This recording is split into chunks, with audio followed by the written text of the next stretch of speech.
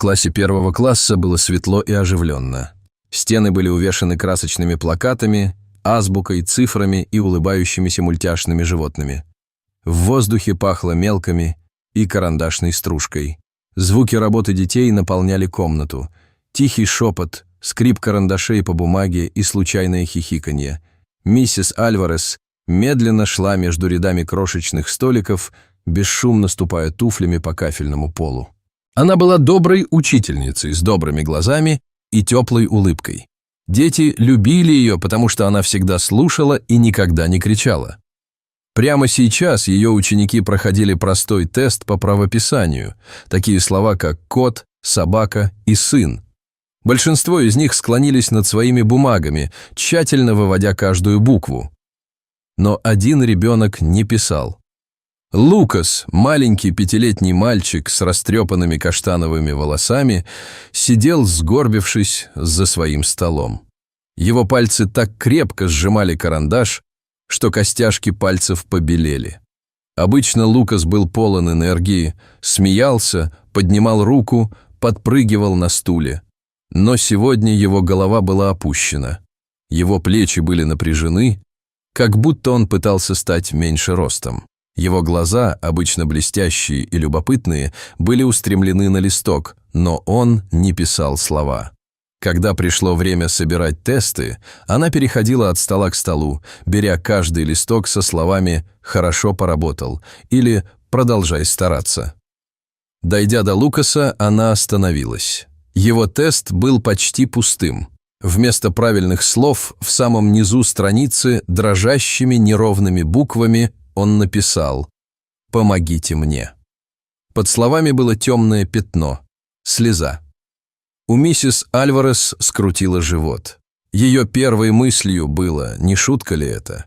Дети иногда пишут глупости, когда не знают ответов. Но Лукас был не из тех мальчиков, которые играют в подобные игры. Она опустилась на колени перед его столом, стараясь, чтобы ее голос звучал мягко. «Лукас, милый, с тобой все в порядке?» Он не поднимал глаз. Его губы были плотно сжаты, словно он боялся заговорить. Он едва заметно кивнул. Но все его тело было напряжено, как у испуганного животного. Прежде чем она успела спросить что-нибудь еще, прозвенел звонок на перемену.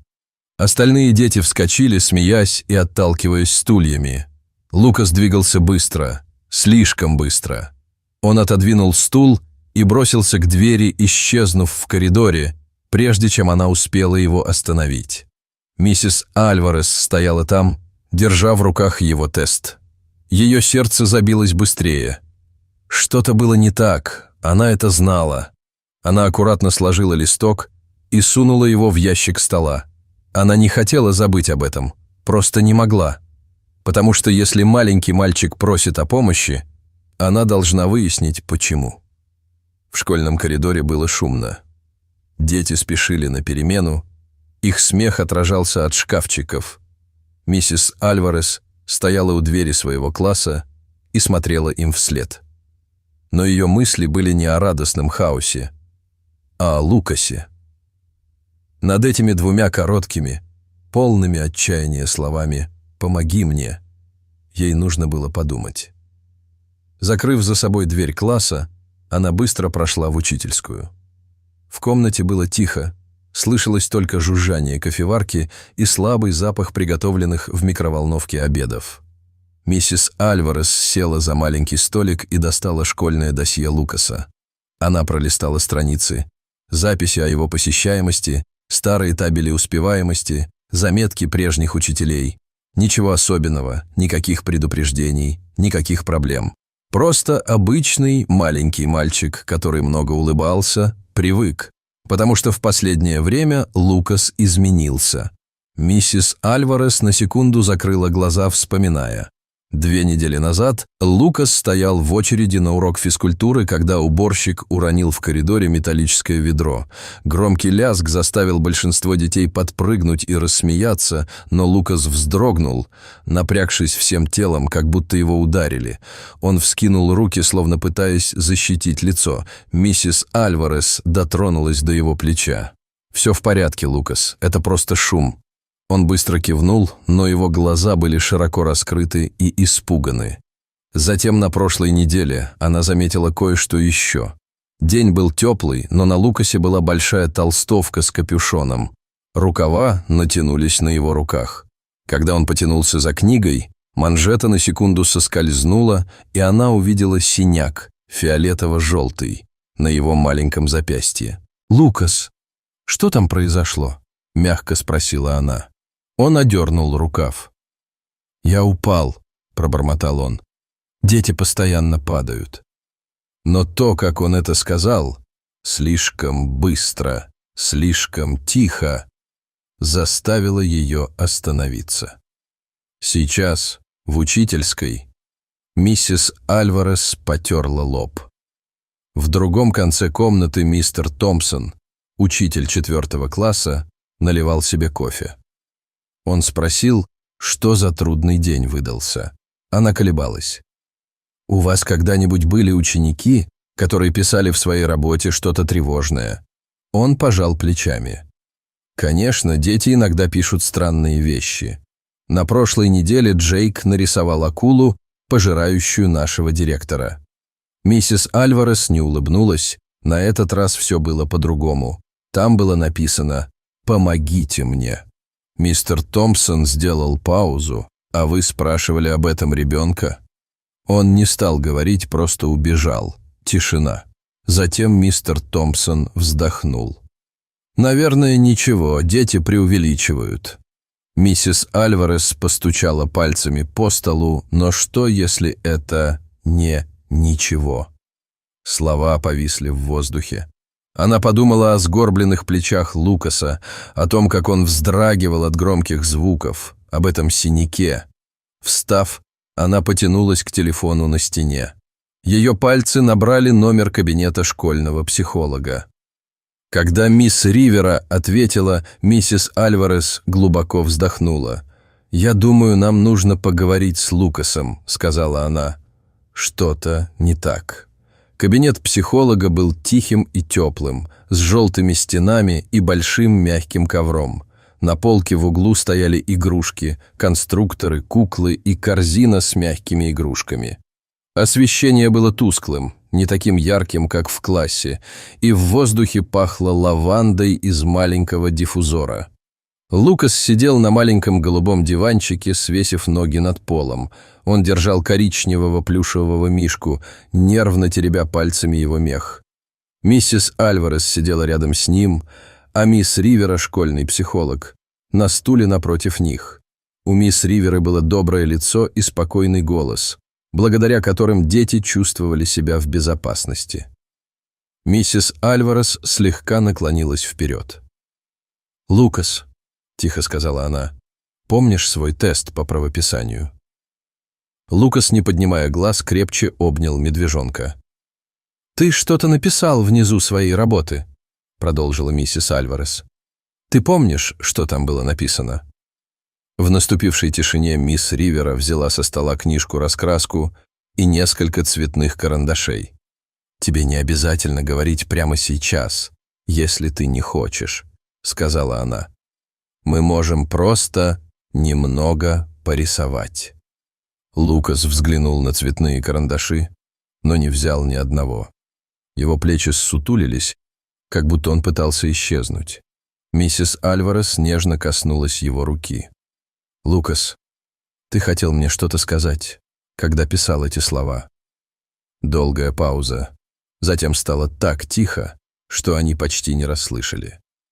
«Я не должен разговаривать». Миссис Альварес и мисс Ривера обменялись взглядами. Мисс Ривера отложила книжку-раскраску. «Кто тебе это сказал, милая?» Лукас покачал головой. Его губы плотно сжались. Миссис Альварес продолжала говорить тихим голосом. «Ничего страшного. Если ты расскажешь нам, у тебя не будет неприятностей». Пальцы Лукаса вцепились в медвежью шерсть, а затем дрожащий шепот. Дженни часто кричит. «Дженни?» – спросила миссис Альварес. «Новая жена папы». Голос Лукаса был тихим, как будто он боялся, что кто-нибудь услышит. «Она злится, когда я слишком много говорю». Мисс Ривера медленно кивнула. Что происходит, когда она злится? Лукас сглотнул. Она запирает меня в шкафу. Миссис Альварес почувствовала, как у нее сжался желудок. «Шкаф, тот, что в коридоре», — прошептал Лукас. «Там темно. Она запирает дверь», — говорит она. «Плохие дети ходят в темноте». На последнем слове его голос дрогнул. По его щеке скатилась слеза, и он быстро вытер ее, как будто ему нельзя было плакать. Горло миссис Альварес сжалось. Не раздумывая, она протянула руку и взяла маленькую ладошку Лукаса в свои. Его пальцы были холодными. «Я не хочу возвращаться домой», — прошептал Лукас прерывающимся голосом. Миссис Альварес сжала его руку. «Здесь вы в безопасности», — твердо сказала она. «Никто не причинит вам вреда». Лицо мисс Риверы было серьезным. Она встала и жестом пригласила миссис Альварес следовать за ней в угол комнаты. Мисс Ривера тихо сказала, что нам нужно позвонить в службу опеки. Миссис Альварес кивнула. Она оглянулась на Лукаса, который все еще лежал, свернувшись калачиком на диване, и обнимал медвежонка, словно это было единственное, что его защищало. У нее защемило сердце, но она знала, что должно было произойти дальше. По громкой связи раздался женский голос социального работника из службы защиты детей. Она сказала, что мы отправим кого-нибудь прямо сейчас, но это займет около часа. У миссис Альварес скрутило живот. Она посмотрела на часы на стене. 14:30. «Через час», — сказала она, наклоняясь вперед. Но отец Лукаса должен был забрать его в 3. Социальный работник вздохнула. «Я знаю, что это непросто. Просто подержите Лукаса в школе, пока мы не приедем. Не позволяйте ему уезжать с отцом». Директор Харрис потер лоб. «И если его отец настаивает, не торопитесь», — твердо сказал социальный работник. «Но не говорите ему почему. Мы не хотим предупреждать его до того, как приедем туда». Миссис Альварес вскочила так быстро, что ее стул заскрипел. «Лукас сейчас в кабинете медсестры. Я сказала ему подождать там». «Хорошо», — социальный работник сказала. «Оставьте его там, мы выезжаем». Звонок закончился, и на секунду все замолчали. Воздух в комнате стал тяжелым. Директор Харрис прочистил горло. «Хорошо, миссис Альварес, вы останетесь с Лукасом. Мы с мисс Риверой разберемся с отцом, если он появится раньше». Миссис Альварес кивнула и поспешила выйти из кабинета. Ее туфли быстро застучали по коридору в сторону кабинета медсестры. Ее мысли метались. Что, если отец Лукаса уже здесь? Что, если он потребует забрать Лукаса прямо сейчас? Она толкнула дверь сестринской. Лукас сидел на краю маленькой койки, нервно болтая ногами. Медсестра дала ему пакет сока и крекеров, но он их не открывал. Его лицо было бледным. «Привет, дорогой», — сказала миссис Альварес, выдавив из себя спокойную улыбку. «У тебя все отлично, просто подожди здесь со мной еще немного, хорошо?» Большие глаза Лукаса метнулись к часам на стене. «Папа скоро придет», — прошептал он. Миссис Альварес села рядом с ним и сжала его плечо. «Я знаю, но мы собираемся убедиться, что вы в безопасности». В этот момент в трубке на столе медсестры раздался голос мисс Риверы. «Миссис Альварес, грузовик его отца, только что въехал на стоянку». Лукас заскулил и вжался в стену. Сердце миссис Альварес бешено заколотилось. Она схватила портативную рацию. Социальный работник. Осталось еще 10 минут, как ответил Ривера. 15 минут. Отец Лукаса будет внутри меньше, чем через час. Миссис Альварес глубоко вздохнула. Ей нужно было быстро соображать. Скажите ему, что Лукас задержался, чтобы попросить дополнительной помощи. Скажите, что ему нужно зайти внутрь и выписать его. Пауза. Затем голос мисс Риверы, более тихий. «Понял». Миссис Альварес повернулась к Лукасу. У него дрожали руки. «Все будет хорошо», — прошептала она. «Просто останься здесь, со мной». Где-то в конце коридора открылась дверь. Тяжелые шаги эхом отдавались по кафелю. Отец Лукаса был здесь, а социальный работник все еще был за много миль отсюда. Входные двери школы с грохотом распахнулись. Там стоял отец Лукаса, его лицо потемнело от нетерпения.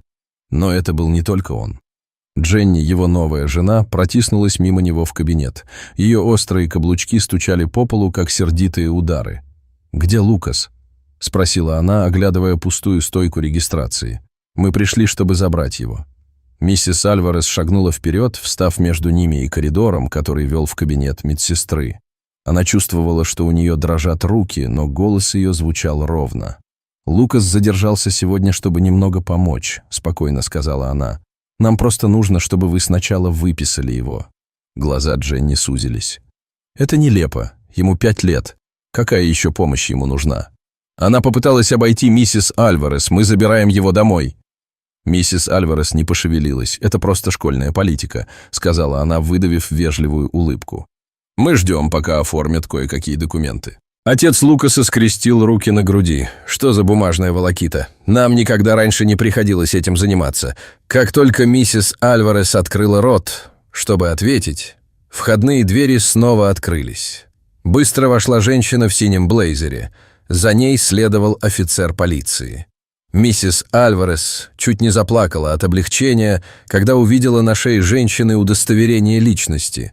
«Служба защиты детей». Дженни резко обернулась. «Что здесь происходит?» Социальный работник вышла вперед. «Мистер и мисс Томпсон, мне нужно поговорить с вами о Лукасе».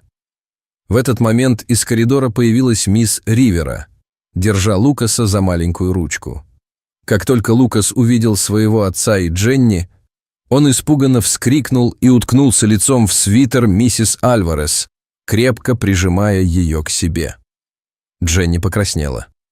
«Лукас, подойдите сюда немедленно!» Офицер полиции шагнул вперед. «Мэм, мне нужно, чтобы вы успокоились». Следующий час пролетел как в тумане.